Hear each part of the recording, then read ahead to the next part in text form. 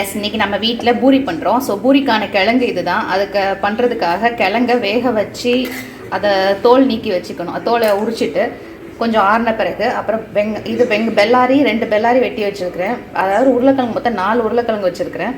இது வந்து மிளகாவும் நீட்டமாக பெருசாக இருந்துச்சு. ஸோ 3 மிளகா எடுத்து வச்சுருக்கிறேன். ஸோ இவ்வளோ தான் தேவை. அதுக்கப்புறம் ஆஸ் யூஷுவல் எண்ணெயை ஊற்றி நம்ம தாளிக்கிறது கடுகும் போட்டு தாளித்து அதில் கருவேப்பிலையும் போடணும். லாஸ்ட்டில் கொத்தமல்லி. இதான் இதோட ஸ்டெப்ஸு. ஸோ இப்போ பார்த்துட்டிங்க என்னென்னங்கிறது. இங்கே நான் இப்போ எண்ணெயை காய வச்சுட்டேன். எண்ணெய் செமையாக காஞ்ச உடனே அதில் கடுகு போட்டாச்சு. முதல்லாம் உளுந்தம்பருப்பு போடக்கூடாதுன்னு தெரியாமல் உளுந்தம்பருப்புலாம் போட்டு தான் தாளிச்சிட்டு இருந்தேன். இப்போ தான் தெரிய வந்துச்சு கடுகு மட்டும்தான் போடணும்னு. கருவேப்பிலை போட்டோன்னு பயங்கரமாக தெரிக்கும். ஸோ பயந்துடாதீங்க. அதை அப்படி பொரிஞ்சாதான் எண்ணெயில் நல்லா இறங்கியிருக்கும். ஸோ அது வந்து இதாகிட்டு இருக்கும் போது மிளகா போட்டுருங்க. ஃபஸ்ட்டு மிளகா போட்டிங்கன்னா அந்த எண்ணெயோட இதில் நல்லா அந்த மிளகா ஒரு மாதிரி தாளிச்ச இதான மாதிரி இருக்குமா, அது நல்லா நமக்கு உரைப்ப கொடுக்கும் மொத்தத்துலேயே. ஸோ எப்போதுமே நான் இப்போ பண்ணும் போதெல்லாம் முதல்ல மிளகாவை தான் போட்டு இது பண்ணிக்கிறேன். இந்த மாதிரி நம்மளே சமைக்க ஆரம்பித்த பிறகு புதுசாக டெக்னிக்கெல்லாம் நமக்கு தெரிய வரும். அதெல்லாம் நம்மளே யூஸ் பண்ணிக்கிற வேண்டியது.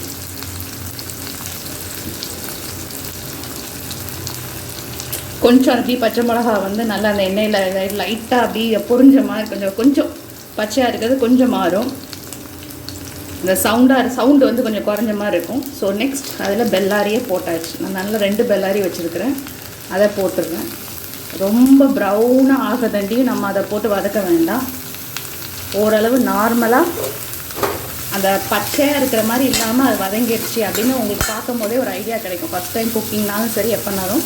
ஸோ அதை வச்சு அதோடு ஸ்டாப் பண்ணிக்கலாம். அதில்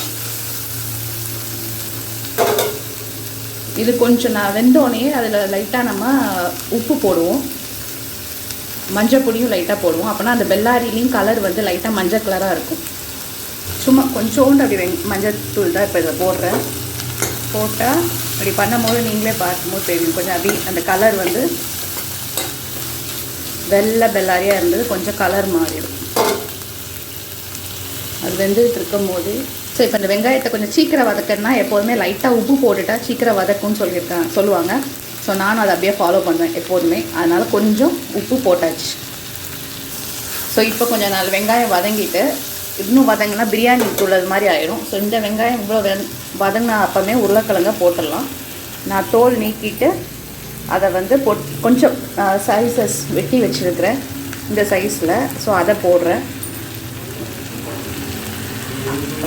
கொஞ்சம் உதுத்தும் போடணும். சப்போஸ் நமக்கு வந்து அது ரொம்ப வெந்த மாதிரி உருளைக்கிழங்கு ஆயிடுச்சு அப்படின்னு தோணுச்சுன்னா அந்த உதுத்து போடுற ப்ராசஸ் எல்லாம் பண்ணாதீங்க. அதுவே ஆட்டோமேட்டிக்காக நம்ம தண்ணி ஊற்றி இது பண்ணும் போது உதிர்ந்து போயிடும்.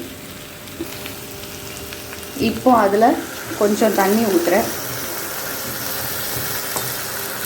ஆக்சுவலாக வெந்த உருளைக்கிழங்கு தான். ஸோ ஒன்றும் இதுக்காகலாம் இல்லை. நம்ம அந்த அப்படி எது கூட்டாக ஆகிறதுக்காக தான் இந்த தண்ணி ஊற்றுறோம். அந்த உருளைக்கிழங்கு பெல்லாரி எல்லாம் அப்படியே ஒரு கூட்டு மாதிரி ஆகிறதுக்கு. இப்போ கொஞ்சம் லைட்டாக மஞ்சப்பொடி போடணும்.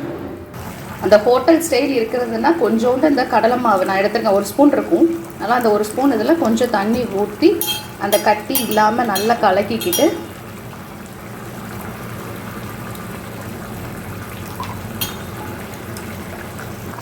இப்போ பார்க்கறதுக்கே உங்களுக்கு தெரியும் இது வந்து ஆக்சுவலாக செட் ஆகிற ஸ்டேஜுக்கு வருது. நம்ம அந்த ஹோட்டல் மாடலுமே நமக்கு அந்த இது தேவை சாப்பிட்றதுக்காக அந்த கடலை மாவு கொஞ்சோண்டு கலக்கி இதில் ஊற்றிட்டோம். இப்போ நீங்கள் பிறகு பார்க்கும்போது அந்த கொழுப்போடு அப்படியே இருக்கும். இப்போ நல்லா கொதிச்சிக்கிட்டு இருக்கு. இப்போ சாம்பாருக்கு போடுற அளவுக்கு நிறைய கொத்தமல்லி போடணும்னு இல்லை. லைட்டாக கொஞ்சம் கொத்தமல்லி போட்டுட்டோம்னா டேஸ்ட்டாக இருக்கும். எப்போதுமே ஃபஸ்ட்டாக சமையல் ஆரம்பித்து படித்தோ சமைச்சு கொடுக்கணும்னு நினைக்கும் போது கொத்தமல்லி இல்லாமல் சமைக்கவே கூடாது. நம்ம சமையல் எப்படி இருந்தாலும் அது வந்து ஒரு தனி ஃப்ளேவரை கொடுத்து நமக்கு ஓகேங்கிற பேரை வாங்கி கொடுத்துரும். ஸோ கொத்தமல்லி இல்லாமல் சமைக்காதீங்க. ஸோ நான் சைடில் பூரிக்கு கோதுமை மாவில் தான் மாவு பிசைஞ்சு வச்சுருக்கிறேன். அது ரெடி ஆனோன்னா ஒரு சைடில் இப்போ பூரியை போட்டு morning breakfast ready. So side அடுப்பில் அப்படியே பாலையும் காய்ச்சதுக்கு வச்சாச்சு. ஸோ பாலும் ரெடி ஆயிரும். அதே சைட் பை சைட் அங்கே உருளைக்கிழங்கு ரெடி ஆகிட்டு இருக்கும் போதே பாலும் ரெடி ஆயிடுது. பால் முடிஞ்ச உடனே உருளைக்கிழங்கு முடியும் போது பூரி எல்லாருக்கும் ரெடியாக அப்படி வரவும் சுட சுட போட்டு கொடுத்து சாப்பிட்றலாம். காஃபியும் குடிச்சிடலாம். Okay, done. உருளைக்கிழங்கு ரெடி ஆகிடுச்சு. நான் சொன்னேன் இல்லையா, அந்த கடலை மாவு கலந்தோன்னே கொஞ்சம் அப்படி கொலு கொலுன்னு வந்துடணும். இந்த வந்திருக்கு பாருங்கள்.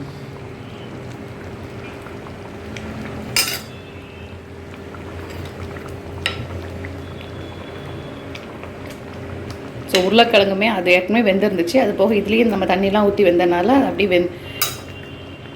ஈஸியாக சீக்கிரத்துலேயே ரெடி ஆயிரும். கருவேப்பிலை நான் பெருசாகவே போட்டிருக்கிறேன். ஏன்னா ரொம்ப வெட்டி போட்டால் எங்கள் வீட்டில் யாருக்கும் பிடிக்காது. அதனால் இப்படி இருக்குது. கடைசி அவங்க பாட்டில் எடுத்து வச்சுட்டு சாப்பிட்னாலும் சாப்பிட்ருவாங்க.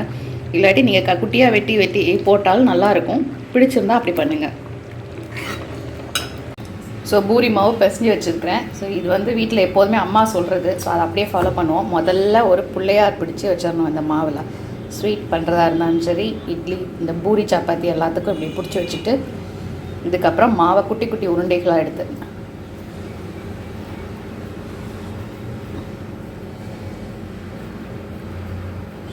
நம்ம போட வேண்டியதான். ஸோ 3 பூரி போட்டு வச்சுருக்கிறேன். அது மாவு இருக்குமா, அது தட்டிட்டு போடும்போது மாவு உள்ளே விழாது. எண்ணெய் காஞ்சிகிட்ருக்கு. நல்லா காஞ்சதுக்கப்புறம் லைட்டாக ஒரு சின்ன இதை எடுத்து நம்ம அப்படி போட்டு பார்த்தோம்னா சட்டுன்னு பொரிஞ்சு மேலே வரும். வந்துச்சுன்னா it is okay, ready for நமக்கு பூரி போடலான்னு. பூரியோட சைஸ் வந்து ஒன்று ரவுண்டாக இருக்குது, கொஞ்சம் இப்படி தான் இருக்கும். ஏன்னா நல்லா ரொம்ப போட்டு பழக்கம் இல்லாமல் நம்ம அம்மா போட்டுட்டு லாஸ்ட்டு கொஞ்சம் மாவில் போட்டு பழகின ஆட்கள். ஸோ இப்போ டேஸ்ட்டாக இருக்குது. சைஸ் மட்டும் கொஞ்சம் இதாக தான் இருக்கும். அது ஒன்றும் பெரிய குற்றங்கள் இல்லை. இப்போ எண்ணெய் காஞ்சிடுச்சு. நம்ம அது வந்து இப்போ பூரியை போடுவோம். அந்த போட்டோன்னே இப்படி இப்போ ஃபுல் ஹை ஃப்ளேம் வைக்கக்கூடாது. லோ ஃப்ளேம் ஆக்கிட்டு நீங்கள் யூஸ் பண்ணுற கரண்டியில் எந்த தண்ணி இல்லாமல் வச்சுட்டு பண்ணிங்கன்னா இப்படி நல்லா புஷ்ஷுன்னு வரும். வந்துச்சா? அதுக்கப்புறம் திருப்பி போட்டிங்கன்னா அந்த ப்ரௌன் கலர் வந்துடும். இதில் நம்ம சோடா பூ அந்த மாதிரி அது இது ஈஸ்ட் என்ன ஒன்றுமே சேர்க்க வேண்டியதில்லை. நார்மலாக பிசைஞ்சிட்டு கொஞ்சம் வச்சுட்டு வைக்காமல் போட்டாலும் கூட கரெக்டாக இப்படி வந்துடும். கோல்டன் ப்ரௌனில் வந்துடுச்சு.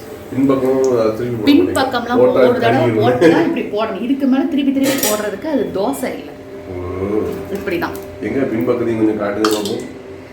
பூரியில பின்பக்கம் வெள்ளையா இப்படிதானே இருக்கும். கடையில இப்படிதானே, கடையில இப்படிதான் இருக்கும். இந்த இப்படி நடுவுல இப்படி இருக்கும். உடனே நம்ம இப்படி ஓட்ட போடுவோம். சரி, ரைட்.